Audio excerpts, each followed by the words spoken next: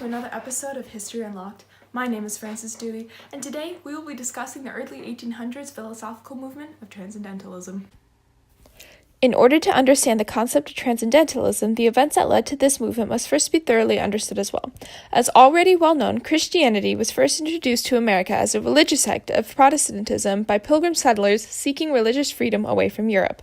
This religious movement built by the Pilgrims created a domino effect, resulting in the later movements such as the Enlightenment in the 18th century, which was soon followed by the two Great Awakenings in the 18th and 19th centuries. All of these religious movements and the conflicts that arose with their differences set the stage for the beginning of the Transcendentalism movement. So what is Transcendentalism? Transcendentalism was a philosophical movement during the 1820s and 30s that emphasized man's connection with God through nature as well as an overall focus on individuals' rights. Its origins are found in Unitarianism, a popular Christian doctrine looking upon God as only one figure, unlike the later idea of the Trinity in which God came in three different forms, the Father, the Son, and the Holy Spirit.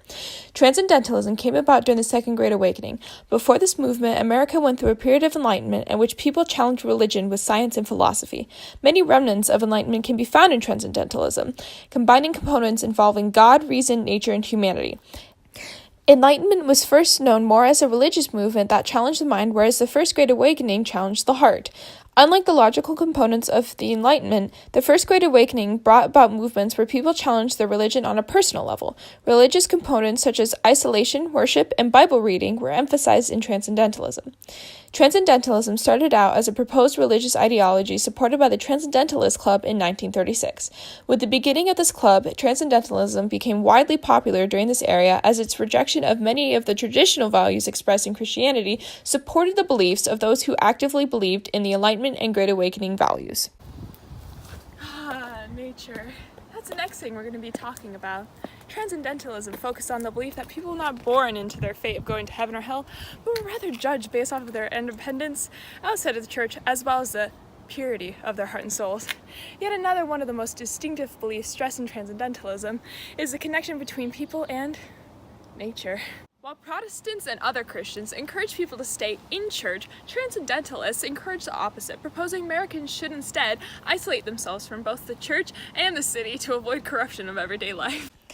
The full extent of this isolationism was seen in the 1841 Brook Farm experiment. During the 6-year period when this social experiment was being conducted, firm believers in the Transcendentalist movement isolated themselves in a barn house with strict laws in their own constitution. The goal of the social experiment was for participants such as Nathaniel Hawthorne and the Dial editor George Ripley to put Transcendentalism to the test and immerse themselves into nature, free of capitalism and materialism. While the experiment was short-lived as it ended in 1847, Brook Farm serves as just one example of the societal impact Transcendentalism had on Americans. Transcendentalism also played an influential role beyond the church. During the era, much of American politics were influenced by religion. The beliefs expressed in politics were the remnants from the Enlightenment era, such as the ideology of natural rights. Instead of following the traditional neo-European-based politics, the U.S. government had begun to recognize freedom of citizens and their right to exercise that freedom. Additionally, Transcendentalists advocated women's rights to promote the idea that men and women should have equal opportunity in seeking out nature and themselves. These small movements became a precursor to the soon followed abolitionist movements. Both abolitionists and Transcendentalists preached limited involvement from the government and challenged the practice of slavery. This was clear in Henry David Thoreau's essay Civil Disobedience, in which Thoreau discusses the American government and the injustice associated with its power. Outcries such as this involving civil injustice was common among Transcendentalists, triggering further leaps in abolitionist movements. The influence Transcendentalism had on authors and American literature as a whole cannot be overestimated. Two of the most prominent authors of this time include Ralph Waldo Emerson and Nathaniel Hawthorne. Emerson's 1836 essay Nature was just one of his numerous works that challenged the everyday aspects of American society during this time. As recounted by the American History Through Literature novel, this particular piece by Emerson discussed his thoughts on how religion and nature revolved around one another, and the individual experience of religion should be based on intuition and not physical evidence or an intermediate to describe what religion should be. This essay, along with his other famous earlier works, such as his Divinity School Address in 1844, as well as his 1841 two-volume essays, continued to challenge the meaning of religion, a prominent component of Transcendentalism. Although he claimed to not officially belong to the Transcendentalism movement, Nathaniel Hawthorne was yet another author who was clearly influenced by Transcendentalism beliefs. This is clear when looking at some of his works, such as Mosses from an Old Manse. This particular piece highlights the sheer beauty of nature and the impact it has on the individual spirit.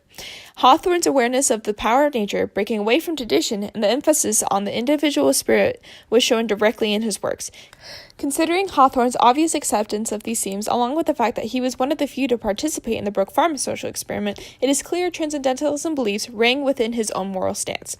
Despite its heavy influence and popularity in American literature, the era of Transcendentalism began to come to an end. Following the end of the Brook Farm social experiment, as well as the death of writer Margaret Fuller, the motivation in American writers to continue preaching Transcendentalism beliefs began to dwindle. By the 1850s, the Transcendentalism rage was gone. Instead of completely disappearing from American society as a whole, however, Transcendentalistic beliefs rather integrated into American culture and society. American literature had seen a complete revolution and continued to carry some of these ideals as the dark Romanticism era emerged with Edgar Allan Poe at the forefront. During the 1900s, Transcendentalistic beliefs were presented in the form of women's suffrage, civil rights movements, and religious freedom. Today, the persistent debate of the rights of the individual encompasses Transcendentalism's emphasis on the individual. This all goes to show that Transcendentalism did not simply die off with a lack of interest in authors, but rather soaked into the American as a whole. Transcendentalism was, in a sense, an American societal revolution and continues to influence the everyday lives of Americans. This is Frances Dewey. Thanks for watching another episode of History Unlocked.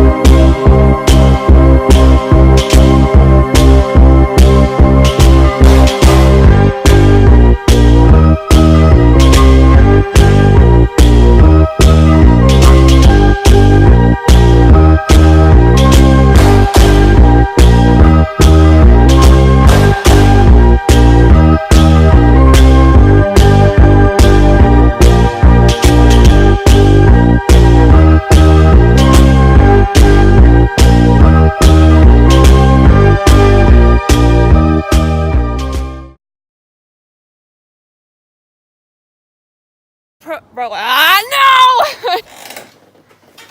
Hello, and welcome to another episode of History Unlocked.